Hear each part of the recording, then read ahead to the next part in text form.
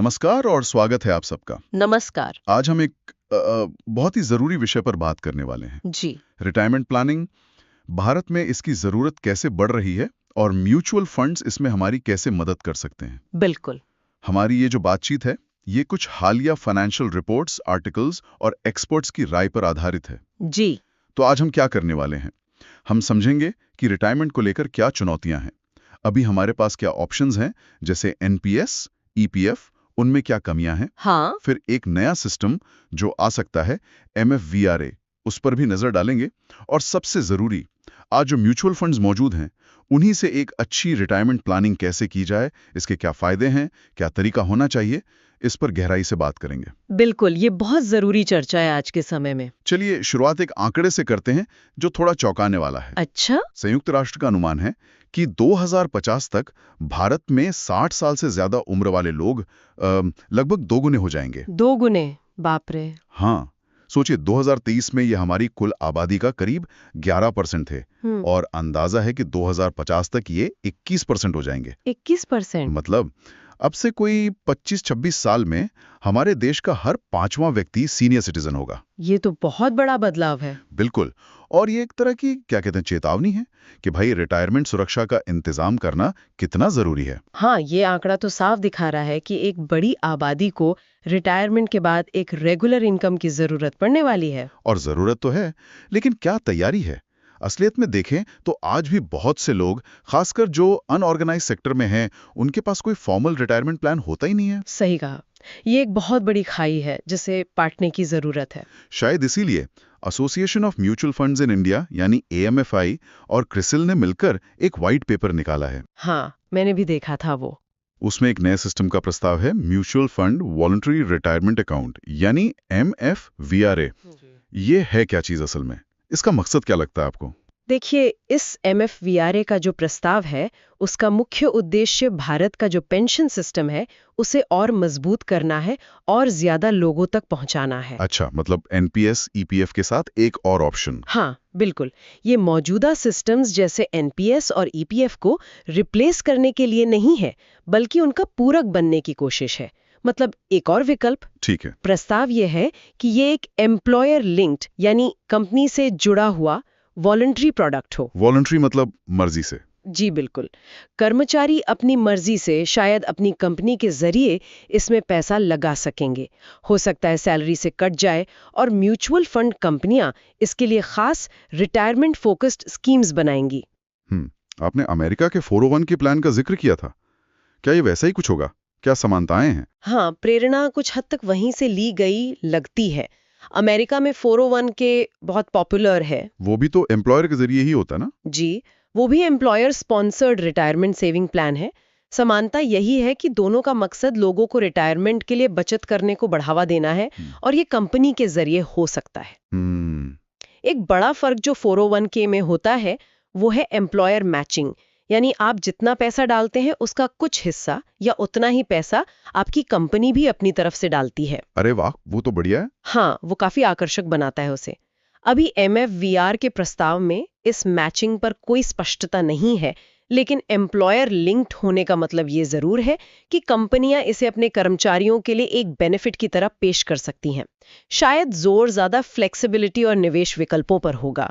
ठीक है, तो हमारे पास एनपीएस और ईपीएफ तो पहले से हैं ही, फिर इस नए एमएफवीआरए की या मौजूदा म्यूचुअल फंड्स की जरूरत क्यों पड़ रही है?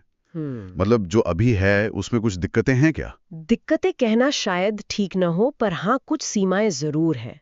खासकर एनपीएस की बात करें तो उसकी अपनी कुछ लिमिटेशंस हैं जिन पर ध्यान देना जरूरी है। जैसे कि? सबसे पहली और शायद सबसे बड़ी बात है इसका lock in period. NPS tier 1 account में जो पैसा आप डालते हैं, वो आमतौर पर आपकी 60 साल की उम्र तक लॉक हो जाता है। 60 साल? ये तो बहुत लंबा समय है। जी, और ये चीज कई लोगों को, खासकर युवा निवेशकों को रोक सकती है। कौन इतने लंबे समय के लिए अपना पैसे बांधना चाहेगा, है ना? हाँ, ये तो है। अगर बीच में जरूरत पड़ गई तो? वही। इसी से जुड़ी दूसरी समस्या है लिक्विडिटी की कमी। मतलब पैसा निकालने में आसानी नहीं है। हाँ, कुछ खास हालात में आप थोड़ा पैसा निकाल सकते हैं, पर उसकी प्रक्रिया थोड़ी जटिल है और सीमाएं भी हैं।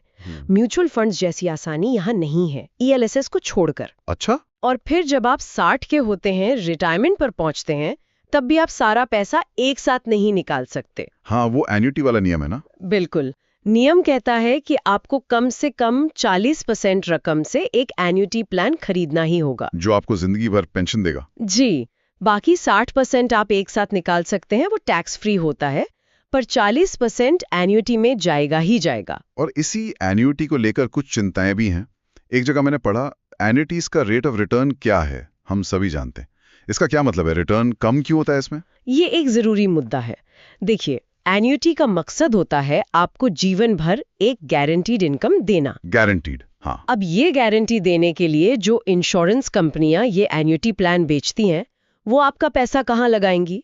बहुत ही सुरक्षित, कम जोखिम वाली जगहों पर, जैसे सरकारी बॉन्ड्स या बहुत अच्छी रेटिंग वाले कॉर्पोरेट बॉन्ड्स। ताकि पैसा डूबे नहीं। बिल्कुल, लेकिन इन सुरक्षित जगहों पर रिटर्न भी कम मिलता है, अक्सर महंगाई दर के आसपास या उससे बस थोड़ा सा ज्यादा। ऊपर से एन्युटी की कीमत में कंपनी का अपना खर्चा, मुनाफा, रिस्क का प्रीमियम सब जुड़ा होता है। अच्छा। तो इन सब वजहों से जो पैसा आपको वापस मिलता है पेंशन के रूप में, उस पर प्रभावी रिटर्न काफी कम हो जाता है। सुरक्षा मिलती है, पर पैसे की ग्रोथ रुक जाती है। ये बात तो सोचने वाली है। और एक और चीज हो रही है आजकल, लोगों की सोच बदल रही है रिटायरमेंट को लेकर। वो कैसे? अब लोग पहले की तरह 60 या 65 साल तक काम नहीं करना चाहते। बहुत से लोग 50, 55 या उससे भी पहले रिटायर होकर अपनी जिंदगी जीना चाहते हैं। आपने सुना होगा फायर मूवमेंट के बारे में। हाँ, फाइनेंशियल इंडिपेंडेंस, रिटायर अर्ली, काफी चर्चा में है। बिल्कुल। तो ये जो जल्दी रिटायर होने की चाहत है, इसके लिए ऐसे निवेश के रास्ते चाहिए जो ज्यादा लचीले हों, जिनमें आप जरूरत पड़ने पर पैसा निकाल सकें और उम्र की कोई सख्त पाबंदी न हो। और एनपीएस इसमें थोड़ा पीछे रह जाता है। हाँ, उसका लंबा लॉक इन और एन्युटी की शर्त इस लचीलेपन में बाधा बनती है। लेकिन एनपीएस का एक फायदा भी तो गिनाया जाता है, टैक्स बेनिफिट। हाँ, वो जरूर है। टैक्स बचाने के लिहाज से एनपीएस काफी आकर्षक है। एक तो सेक्शन 80CCD1 में 1.5 लाख तक की छूट मिलती है, जो एटीसी लिमिट के अंदर ही है। ठीक है। उसके ऊपर सेक्शन 80CCD1B में 50,000 रुपए का एक्स्ट्रा डिडक्शन मिलता है। ये किसी और निवेश में नहीं है? हाँ, ये 50,000 वाला तो सिर्फ एनपीएस में ही है। जी। और सबसे बड़ा फायदा शायद एम्प्लॉयर के योगदान पर है। अगर आपकी कंपनी आपके बेसिक सैलरी का 10%, सरकारी कर्मचारियों के लिए 14% तक एनपीएस में डालती है, तो वो पूरी रकम आपकी टैक्सेबल इनकम से बाहर हो जाती है। अच्छा, ये तो काफी अच्छा है, खासकर ज्यादा टैक्स ब्रैकेट वालों के लिए। बिल्कुल। तो जिनकी कंपनियां ये सुविधा देती हैं, उनके लिए ये एक बड़ा प्लस पॉइंट है। टैक्स के नजरिए से एनपीएस आज भी बहुत महत्वपूर्ण है। ठीक है, इसको थोड़ा और समझते हैं। तो एक तरफ एनपीएस ईपीएफ है अपनी कमियों और फायदों के साथ, दूसरी तरफ ये एमएफवीआरए का प्रस्ताव है जो शायद भविष्य में आए। लेकिन मेरा सवाल ये है कि क्या आज अभी हमारे पास जो म्यूचुअल फंड्स हैं वो रिटायरमेंट प्लानिंग के लिए एक अच्छा और लचीला विकल्प नहीं है? क्या हमें एमएफवीआरए का इंतजार करना चाहिए? ये बहुत ही जरूरी सवाल पूछा आपने, और इसका सीधा सा जवाब है बिल्कुल नहीं। इंतजार करने की कोई जरूरत नहीं है। अच्छा। देखिए, एमएफवीआरए जब आएगा तब देखा जाएगा कि वो क्या लाता है। लेकिन आज की तारीख में जो मौजूदा म्यूचुअल फंड स्कीम्स हैं, वो रिटायरमेंट जैसे लंबे समय के लक्ष्य के लिए पैसा बनाने और निवेश करने का एक बेहद शक्तिशाली, असरदार और लचीला जरिया है। हाँ, एक एक्सपर्ट ने कहा भी है कि आज भी आप म्यूचुअल फंड स्कीम्स को रिटायरमेंट के लिए पैसा इकट्ठा करने और पैसा इन्वेस्ट करने के लिए आज भी आप यूज कर सकते हैं। बिल्कुल, इन्हें कम समझने की गलती नहीं करनी चाहिए। तो क्या है वो खास फायदे म्यूचुअल फंड्स के जो उन्हें इतना अच्छा बनाते हैं रिटायरमेंट प्लानिंग के लिए, खासकर एनपीएस वगैरह की तुलना में? कई फायदे हैं। सबसे पहला और शायद सबसे बड़ा फायदा है लचीलापन और लिक्विडिटी। मतलब निकालने की आसानी? हाँ, देखिए, ईएलएसएस फंड्स में 3 साल का लॉक इन होता है टैक्स बचाने के लिए। उसे छोड़ दे तो ज्यादातर ओपन एंडेड म्यूचुअल फंड्स में कोई लंबा जरूरी लॉक इन नहीं होता। हाँ, ये तो है। आप जब चाहें अपनी जरूरत के हिसाब से पैसा निकाल सकते हैं। हाँ, एग्जिट लोड और टैक्स का ध्यान रखना पड़ता है, लेकिन पैसा फंसता नहीं है। ये आजादी बहुत बड़ी चीज है जो एनपीएस के लंबे लॉक इन में नहीं मिलती। सही बात है। और दूसरा फायदा? दूसरा बड़ा फायदा है निवेश के विकल्पों की विशाल रेंज। डाइवर्सिफिकेशन के लिए बहुत स्कोप है। हाँ, ये तो है। म्यूचुअल फंड्स में तो पता नहीं कितने तरह के फंड्स हैं। Large cap, mid cap, small cap, flexi cap, balanced, date funds, यहाँ तक कि विदेश में निवेश करने वाले फंड्स भी। बिल्कुल। आपकी जरूरत क्या है, आप कितना रिस्क ले सकते हैं, बाजार कैसा चल रहा है, इन सब के हिसाब से आप अपना पोर्टफोलियो बना सकते हैं। इक्विटी में अलग अलग साइज की कंपनियां, लार्ज, मिड, स्मॉल, डेट में अलग अलग तरह के बॉन्ड, सरकारी, कॉरपोरेट, छोटी अवधि, लंबी अवधि, दोनों का मिश्रण यानी hybrid funds, gold funds, international funds, बहुत सारे विकल्प हैं। एनपीएस में भी तो चुन सकते हैं ना एसेट क्लास? हाँ, एनपीएस में भी इक्विटी, कॉर्पोरेट बॉन्ड, सरकारी सिक्योरिटीज, ऑल्टरनेटिव इन्वेस्टमेंट्स चुनने का विकल्प होता है। लेकिन म्यूचुअल फंड की दुनिया इससे कहीं ज्यादा बड़ी और विविध है। और इंडस्ट्री ने कुछ खास रिटायरमेंट फंड्स भी तो निकाले हैं ना, सॉल्यूशन ओरिएंटेड वाले। जी हाँ, इंडस्ट्री ने ऐसे सोल्यूशन ओरिएंटेड रिटायरमेंट फंड्स भी पेश किए हैं। ये खास तौर पर रिटायरमेंट के लक्ष्य को ध्यान में रखकर ही डिजाइन किए जाते हैं। इनमें क्या खास होता है? इनमें अक्सर 5 साल का लॉक इन होता है या फिर आपकी रिटायरमेंट की उम्र तक जो भी पहले आ जाए। और ये ज्यादातर हाइब्रिड नेचर के होते हैं। हाइब्रिड मतलब इनमें इक्विटी और डेट दोनों में पैसा लगाया जाता है। और जैसे जैसे आपकी रिटायरमेंट की उम्र नजदीक आती है, ये फंड अपने आप इक्विटी का हिस्सा कम करके डेट का हिस्सा बढ़ाते जाते हैं। अच्छा, ताकि रिस्क कम हो जाए। जी बिल्कुल। ये एक तरह से ऑटो पायलट मोड में एसेट एलोकेशन को मैनेज करते हैं। तो क्या फिर यही सोल्यूशन ओरिएंटेड फंड्स सबसे अच्छे हैं रिटायरमेंट के लिए, या ये बस एक ऑप्शन है? देखिए, ये एक अच्छा ऑप्शन जरूर है, खासकर उन लोगों के लिए जो ज्यादा माथापच्ची नहीं करना चाहते और एक रेडीमेड समाधान चाहते हैं जिसमें रिस्क अपने आप कम होता जाए। हाँ, आसान लगता है। लेकिन ये अकेला रास्ता नहीं है। कई एक्सपर्ट्स का मानना है कि अगर आपकी रिटायरमेंट में अभी काफी समय है, मान लीजिए 15-20 साल या उससे ज्यादा, जैसे कोई 30-35 साल का है, हाँ, तो उनके लिए शायद इन हाइब्रिड फंड्स के बजाय सीधे इक्विटी फंड्स में निवेश करना लंबी अवधि में ज्यादा फायदेमंद हो सकता है। क्यों? क्योंकि इक्विटी में लंबे समय में ज्यादा ग्रोथ की संभावना होती है। हाइब्रिड फंड्स थोड़ा सुरक्षित चलते हैं, तो रिटर्न भी थोड़ा कम हो सकता है। और इन सॉल्यूशन ओरिएंटेड फंड्स में लॉक इन भी होता है, जो शायद सबको पसंद ना आए। तो फैसला अपनी जरूरत के हिसाब से लेना होगा। बिल्कुल। आपकी समय सीमा कितनी है, आप कितना रिस्क ले सकते हैं, आप कितना एक्टिव रहना चाहते हैं अपने निवेश के साथ, इन सब बातों पर निर्भर करता है। हाँ, ये वाला हिस्सा काफी दिलचस्प है। अगर कोई निवेशक ये तय करता है कि उसे मौजूदा म्यूचुअल फंड से ही अपनी रिटायरमेंट प्लानिंग करनी है, जो कि आपने कहा बिल्कुल संभव और असरदार है, तो उसका सही तरीका क्या होना चाहिए? क्या स्ट्रेटेजी अपनानी चाहिए? किन बातों पर सबसे ज्यादा ध्यान देना जरूरी है? देखिए, रिटायरमेंट प्लानिंग एक मैराथन है, 100 मीटर की दौड़ नहीं। सही बात। तो स्ट्रैटेजी भी लंबी अवधि की सोचकर बनानी होगी। सबसे पहला और सबसे जरूरी कदम है अपनी समय सीमा यानी टाइम होराइजन तय करना। मतलब आपके रिटायरमेंट में अभी कितने साल बाकी हैं, ये एक सवाल आपकी पूरी निवेश रणनीति की नींव रखेगा।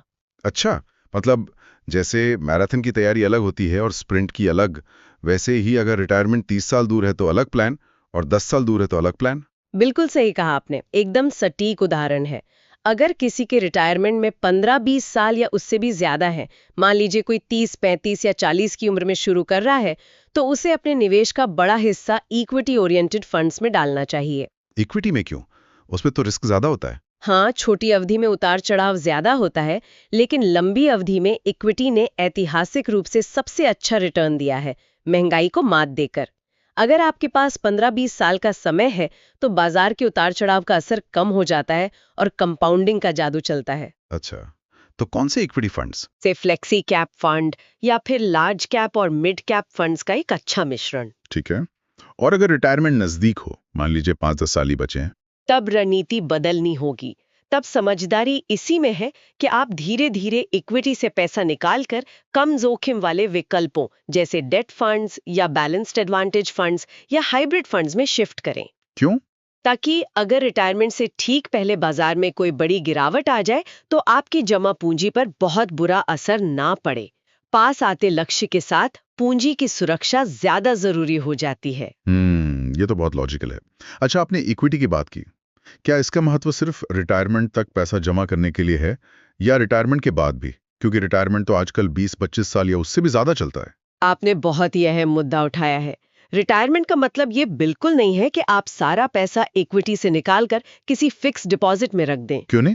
सेफ रहेगा। सेफ तो रहेगा, लेकिन आपकी जमा पूंजी की वैल्यू कम होती जाएगी। कैसे? महंगाई की वजह से।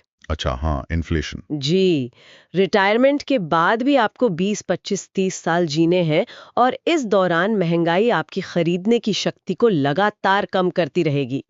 इसलिए अपनी लाइफस्टाइल बनाए रखने, बढ़ते मेडिकल खर्चों का सामना करने के लिए ये जरूरी है कि रिटायरमेंट के बाद भी आपके कुल कॉर्पस का एक हिस्सा इक्विटी में रहे। कितना हिस्सा?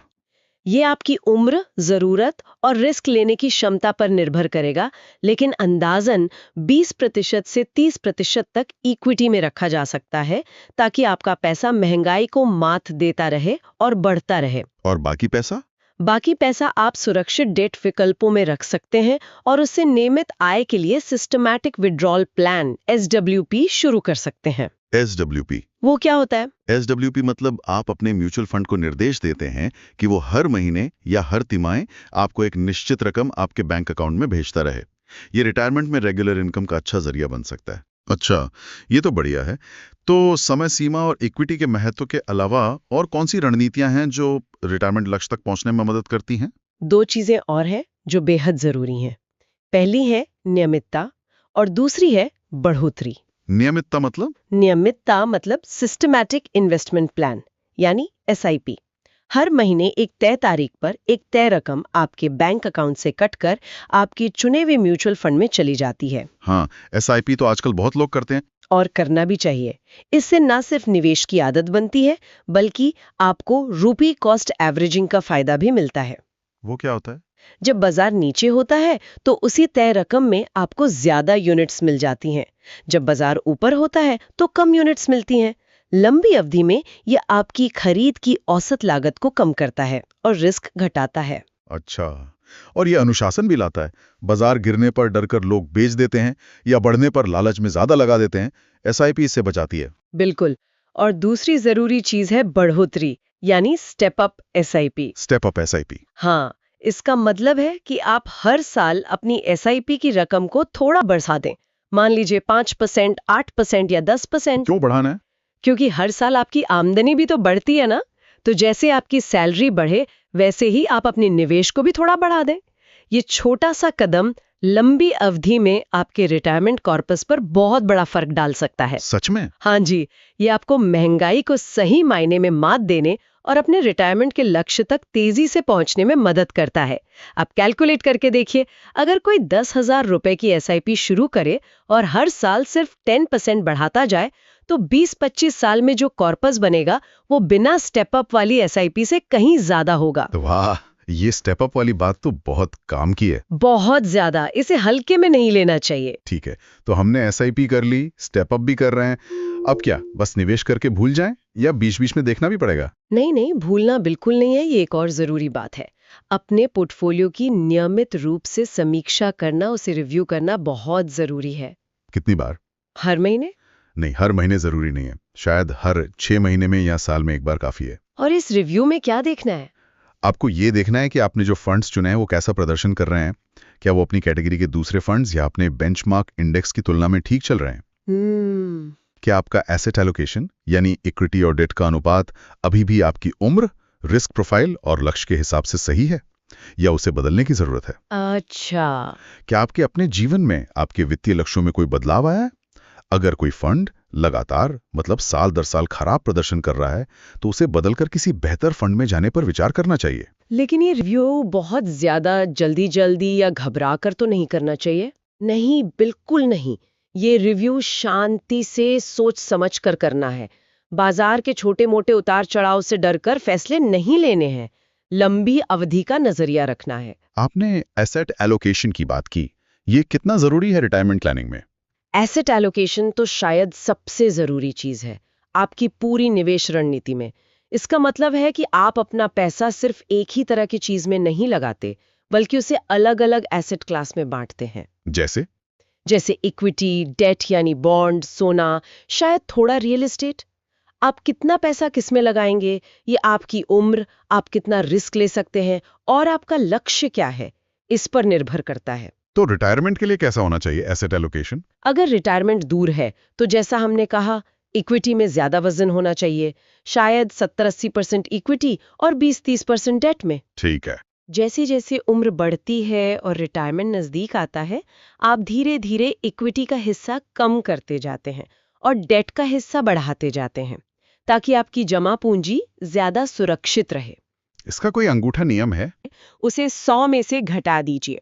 जो नंबर आए उतने प्रतिशत आप इक्विटी में निवेश करें और बाकी डेट में। अच्छा, जैसे अगर कोई 30 साल का है तो 100 - 30 = 70% इक्विटी में। हाँ, और अगर कोई 50 का है तो 50% इक्विटी में। लेकिन ये बस एक शुरुआती गाइडलाइन है, इसे पत्थर की लकीर नहीं मानना चाहिए। हर किसी की स्थिति अलग होती है, तो इसे अपनी जरूरत के हिसाब से एडजस्ट करना जरूरी है। ये सारी बातें तो स्ट्रैटेजी की हुई। अच्छा, आपके सोर्स में कुछ असल निवेशकों के पोर्टफोलियो का विश्लेषण भी किया गया था। उनसे कुछ आम गलतियां या सीखने वाली बातें पता चली हैं जो शायद हमारे सुनने वालों के भी काम आए? हाँ, उन रिव्यूज से कुछ बहुत ही प्रैक्टिकल चीजें सामने आई जो अक्सर निवेशक करते हैं। जैसे कि पहली और सबसे आम गलती है डाइवर्सिफिकेशन, यानी विविधीकरण ठीक से ना करना। या तो लोग बहुत ज्यादा फंड्स ले लेते हैं। मैंने देखे हैं पोर्टफोलियो जिनमें 20-25 फंड्स होते हैं। बाप रे, इतने सारे? हाँ, अब इतने सारे फंड्स को ट्रैक करना ही मुश्किल हो जाता है और कई बार वो फंड्स आपस में ओवरलैप भी कर रहे होते हैं, तो फायदा कुछ नहीं होता। और दूसरी तरफ? दूसरी तरफ कुछ लोग इसका उल्टा करते हैं। वो अपना ज्यादातर पैसा किसी एक ही कैटेगरी या किसी एक ही फंड में लगा देते हैं। आपके सोर्स में एक उदाहरण था, एक युवा निवेशक था जो अपनी 15,000 की कुल एसआईपी में से 11,000 रुपए सिर्फ एक ही मिड कैप फंड में डाल रहा था। ओह, ये तो रिस्की है। बहुत ज्यादा। एक्सपर्ट ने यही कहा कि ये बहुत जोखिम भरा है। सोचिए, अगर किसी वजह से मिड कैप सेगमेंट में तेज गिरावट आ गई तो उसका तो पूरा पोर्टफोलियो ही डूब जाएगा। तो सही डाइवर्सिफिकेशन क्या है? सही डाइवर्सिफिकेशन का मतलब है अपने निवेश को समझदारी से अलग अलग मार्केट कैप कैटेगरी, जैसे large cap, mid cap, small cap, flexi cap में और शायद अलग अलग फंड हाउस के अच्छे फंड्स में फैलाना। न बहुत ज्यादा न बहुत कम। ठीक है, मतलब सारे अंडे एक टोकरी में नहीं रखने और नहीं इतनी सारी टोकरियां ले लेनी है कि संभालना मुश्किल हो जाए। बिल्कुल। और फंड के चुनाव को लेकर क्या सीखने को मिला? दूसरी अहम बात है कि आप किस तरह के फंड चुन रहे हैं। लंबे समय के लक्ष्यों, जैसे रिटायरमेंट के लिए आपका जो कोर पोर्टफोलियो है, मतलब जो मुख्य हिस्सा है, उसमें डाइवर्सिफाइड इक्विटी फंड्स रखना बेहतर माना जाता है। डाइवर्सिफाइड मतलब? जैसे फ्लेक्सी कैप फंड जो किसी भी साइज की कंपनी में निवेश कर सकते हैं, मल्टी कैप फंड जो लार्ज, मिड और स्मॉल कैप में तय अनुपात में निवेश करते हैं, या large and mid cap fund. ये आपके पोर्टफोलियो को स्थिरता और ग्रोथ का अच्छा मिश्रण देते हैं। और गलती क्या करते हैं लोग? कुछ निवेशक साइक्लिकल या थीमेटिक फंड्स में ज्यादा पैसा लगा देते हैं। वो कौन से होते हैं? जैसे इंफ्रास्ट्रक्चर फंड, कमोडिटी फंड या किसी खास सेक्टर के फंड, जैसे टेक्नोलॉजी फंड या बैंकिंग फंड। ये फंड्स कभी-कभी बहुत जबरदस्त रिटर्न दे सकते हैं जब वो सेक्टर या थीम चल रहा हो। हाँ, सुना है। लेकिन इनमें उतार चढ़ाव भी बहुत ज्यादा होता है। इनका प्रदर्शन इकोनॉमी के साइकिल पर निर्भर करता है। सोर्स में एक निवेशक के पोर्टफोलियो में कमोडिटी फंड था, जिसे हटाकर डाइवर्सिफाइड इक्विटी फंड जोड़ने की सलाह दी गई, क्योंकि वो रिटायरमेंट जैसे लंबे लक्ष्य के लिए ठीक नहीं था। इसी तरह इंडेक्स फंड्स भी एक विकल्प है। ये किसी इंडेक्स जैसे निफ्टी 50 या सेंसेक्स को ट्रैक करते हैं। इनमें खर्चा कम होता है ना? हाँ, ये पैसिव फंड्स होते हैं और इनकी कॉस्ट कम होती है।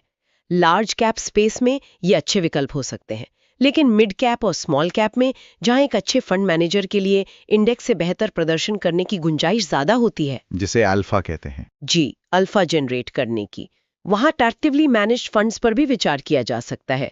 भले ही उनकी कॉस्ट थोड़ी ज्यादा हो, तो चुनाव सोच समझकर करना है। और तीसरी बात शायद लक्ष्य और उसके लिए जरूरी रकम के सही अंदाजे से जुड़ी है। बिल्कुल।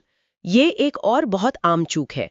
लोग रिटायरमेंट का लक्ष्य तो बना लेते हैं, पर ये ठीक से हिसाब नहीं लगाते कि उस समय जब वो रिटायर होंगे उन्हें असल में कितने पैसे की जरूरत होगी। हाँ, बस एक अंदाजा लगा लेते हैं, 1 करोड़ 2 करोड़। और वो अंदाजा आज के हिसाब से होता है। वो ये भूल जाते हैं कि 20 या 30 साल बाद महंगाई की वजह से उसी लाइफस्टाइल के लिए कहीं ज्यादा पैसों की जरूरत होगी। आज का 1 करोड़ 30 साल बाद शायद 20-25 लाख के बराबर ही रह जाए। ओह, ये तो सोचा ही नहीं। इसीलिए रिटायरमेंट कॉर्पस का टारगेट तय करते समय महंगाई दर कम से कम 6-7% को ध्यान में रखना बहुत जरूरी है। आपको भविष्य की जरूरत का अनुमान लगाना होगा। और फिर फिर ये देखना होगा कि उस टारगेट तक पहुंचने के लिए आप जो SIP कर रहे हैं वो काफी है या नहीं। सोर्स के एक उदाहरण में कोई व्यक्ति सिर्फ 3,000 रुपए महीने की SIP से 20 साल में रिटायरमेंट कॉर्पस बनाना चाह रहा था। 3,000 रुपए से? हाँ, अब हिसाब लगाया गया तो पता चला कि इससे मुश्किल से 27-28 लाख रुपए ही जमा हो पाएंगे, 12% रिटर्न मानकर, जो शायद 20 साल बाद रिटायरमेंट के लिए बहुत ही कम हो। हाँ, ये तो बहुत कम है। यहीं पर वो स्टेप अप SIP वाली बात और भी जरूरी हो जाती है। अगर वो व्यक्ति हर साल अपनी SIP सिर्फ 10% भी बढ़ाता तो उसका कॉर्पस कहीं ज्यादा बड़ा बन सकता था। तो मतलब पहले लक्ष्य तय करो, महंगाई को जोड़कर भविष्य की रकम निकालो और फिर देखो कि उस तक पहुंचने के लिए कितनी SIP स्टेप अप के साथ करनी पड़ेगी। बिल्कुल सही, यही सही तरीका है। ठीक है। म्यूचुअल फंड के अलावा दो और चीजों की बात होती है, कभी-कभी गोल्ड और सेक्टोरल फंड्स। इनके बारे में क्या सोचना चाहिए, खासकर रिटायरमेंट प्लानिंग में? देखिए, गोल्ड यानी सोने को मुख्य रूप से रिटर्न कमाने वाला एसेट नहीं मानना चाहिए। तो फिर क्यों निवेश करें? ये एक अच्छा डाइवर्सिफायर है, मतलब ये पोर्टफोलियो में स्थिरता लाता है। अक्सर देखा गया है कि जब इक्विटी मार्केट में उथल-पुथल होती है तब सोना अच्छा प्रदर्शन करता है। अच्छा, मतलब रिस्क कम करता है। हाँ, ये आपके कुल पोर्टफोलियो के रिस्क को थोड़ा कम करने में मदद करता है। इसीलिए सलाह दी जाती है कि अपने कुल निवेश का छोटा सा हिस्सा, मान लीजिए 5 से 10%, सोने में रखना चाहिए। कैसे? गहने खरीद कर? नहीं, गहने निवेश के लिए ठीक नहीं है। आप सोवरेन गोल्ड बॉन्ड SGB खरीद सकते हैं या फिर गोल्ड ETF या गोल्ड म्यूचुअल फंड के जरिए निवेश कर सकते हैं। ये ज्यादा बेहतर तरीके हैं और इसमें भी एक साथ पैसा नहीं डालना चाहिए, धीरे धीरे सिस्टमैटिक तरीके से निवेश करना चाहिए, खासकर जब दाम बढ़े हुए हों। ठीक है। और सेक्टोरल या थीमेटिक फंड्स जैसे टेक्नोलॉजी, फार्मा, PSU? जैसा हमने पहले भी बात की, ये बहुत साइक्लिकल होते हैं। इनमें आप किसी एक खास सेक्टर या थीम के चलने पर दांव लगा रहे होते हैं। हाँ। इनमें रिटर्न बहुत तेजी से आ भी सकता है, लेकिन नुकसान का खतरा भी उतना ही ज्यादा होता है। सोर्स में PSU फंड्स का जिक्र था। पिछले कुछ समय में उन्होंने जबरदस्त रिटर्न दिया, लेकिन फिर उनमें तेज गिरावट भी आई। हाँ, देखा था वो। तो इनमें तभी पैसा लगाना चाहिए जब आपको उस सेक्टर की बहुत अच्छी समझ हो और आप सही समय पर घुसने और निकलने का अंदाजा लगा सके। रिटायरमेंट जैसे लंबे समय के जरूरी लक्ष्य के लिए इन पर ज्यादा निर्भर रहना बहुत जोखिम भरा हो सकता है। तो क्या बिल्कुल नहीं लेना चाहिए? ले सकते हैं, लेकिन बहुत थोड़ा सा। इन्हें आप अपने पोर्टफोलियो का सैटेलाइट हिस्सा बना सकते हैं, मतलब कुल निवेश का 5-10%। लेकिन जो कोर यानी मुख्य हिस्सा है उसमें डाइवर्सिफाइड फंड्स ही होने चाहिए। समझ गया। यानी सेक्टोरल फंड्स थोड़े स्पेक्युलेटिव यानी सट्टेबाजी जैसे हो सकते हैं लंबी अवधि के निवेशक के लिए। ठीक है। तो आज की इस पूरी लंबी बातचीत का सार क्या निकलता है? What does this all mean? हाँ, अगर हम इसे समेटें तो कुछ मुख्य बातें निकलती हैं। पहली बात तो यही कि भारत की आबादी बूढ़ी हो रही है, तो रिटायरमेंट प्लानिंग अब कोई लग्जरी नहीं बल्कि एक जरूरत बन गई है, राष्ट्रीय स्तर पर भी और व्यक्तिगत स्तर पर भी। बिल्कुल। दूसरी बात, ये जो नया MFVRA का प्रस्ताव है, ये भविष्य में एक अच्छा विकल्प बन सकता है, खासकर अगर ये ज्यादा लचीलापन और अच्छी सुविधाएं दे पाता है। लेकिन तीसरी और शायद सबसे जरूरी बात, हमें किसी नए सिस्टम का इंतजार करने की जरूरत नहीं है। जी हाँ, आज जो म्यूचुअल फंड्स हमारे पास मौजूद हैं, वो रिटायरमेंट जैसे लंबे लक्ष्यों के लिए बहुत ही शक्तिशाली, असरदार और लचीले साधन हैं। और चौथी बात, सिर्फ म्यूचुअल फंड में पैसा डाल देना काफी नहीं है, सफलता के लिए सही रणनीति अपनानी होगी। बिल्कुल, जिसमें अपनी समय सीमा को समझना, महंगाई को हराने के लिए इक्विटी पर सही फोकस रखना, खासकर शुरुआती सालों में SIP और स्टेप अप SIP के जरिए अनुशासन के साथ नियमित और बढ़ता हुआ निवेश करना, अपने पोर्टफोलियो को समझदारी से डाइवर्सिफाई करना और समय समय पर उसकी समीक्षा करके जरूरी बदलाव करना शामिल है। बिल्कुल सही कहा, ये सारे कदम उठाने जरूरी हैं। एकदम। और जाते जाते मैं एक सवाल छोड़ना चाहूंगी सोचने के लिए। जरूर।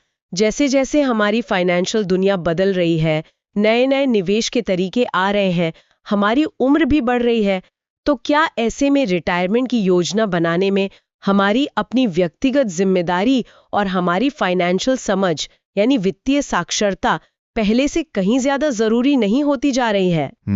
क्या भविष्य में रिटायरमेंट प्लानिंग का मतलब सिर्फ एक तय रकम जमा कर लेना होगा, या फिर इसका मतलब होगा कि हम अपनी बदलती ज़रूरतों और बाजार के बदलते माहौल के हिसाब से अपनी योजना को लगातार मैनेज करते रहें, सीखते रहें और सही फैसले लेते रहें। ये तो बहुत गहरा सवाल है।